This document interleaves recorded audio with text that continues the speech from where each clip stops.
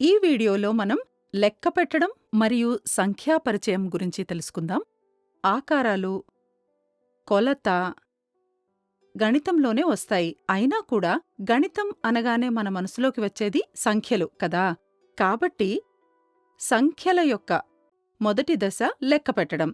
దాన్ని ఎలాగా నేర్పించడం? సంతోషంగా నేర్పే విధానాలతో ఆడుతూ నేర్చుకో, చేస్తూ తెలుసుకో విధానంలో ఎలా నేర్పేది అని చూద్దాం. ఎన్సీఈఆర్టీలో ఈ విషయాల గురించి ప్రతిపాదన చేసిన నేర్చుకునే సామర్థ్యం గురించి మనకి తెలుసు కదా.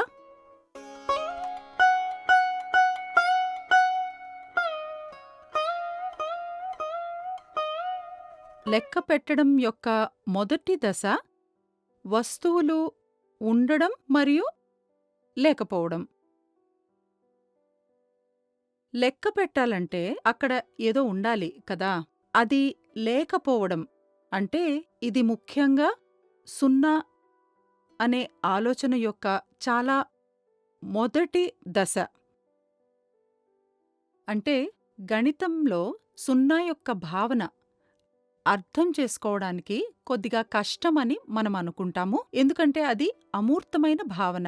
దాన్ని ఈ వయసు నుండే అంటే 1వ తరగతి నుండే మనం కొద్ది కొద్దిగా నేర్పిస్తూ ఉంటే వారికి భవిష్యత్తులో సులభంగా అర్థమవుతుందని మన అభిప్రాయం. ఇంకొక విషయం ఇక్కడ మనం నేర్చుకునేదేంటంటే పరిమాణాల పోలిక. 2 వస్తువులను మనం ఎలా పోల్చవచ్చు? చిన్నపిల్లలు వాళ్ళింకా లెక్క పెట్టడం నేర్చుకోలేదు. కళ్ళ అంచనాతోనే వారు పోలిక చేస్తారు. కళ్ళ అంచనా చేయడం అసాధ్యమైనప్పుడు వాళ్ళకి లెక్క పెట్టడం యొక్క అవసరం అర్థమవుతుంది. ఎప్పుడైతే వాళ్ళకి 2 వస్తువులని అంచనా వేయడం కష్టమవుతుందో అప్పుడు వాళ్ళకి సహాయంగా ఇంకేదో కావలసి ఉంటుంది. అప్పుడు మనం లెక్క పెట్టడం నేర్పించడం మొదలు పెడతాం. అప్పుడు మనం మొదటిగా నేర్పించేది నోటి లెక్క, ఓరల్ కౌంటింగ్.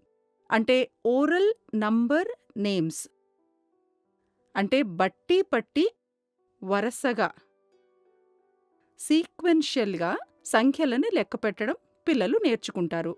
దానితో పాటు ఇంకొక భావన మనం బోధిస్తాము. అదేంటంటే పరిమాణాల సంరక్షణ.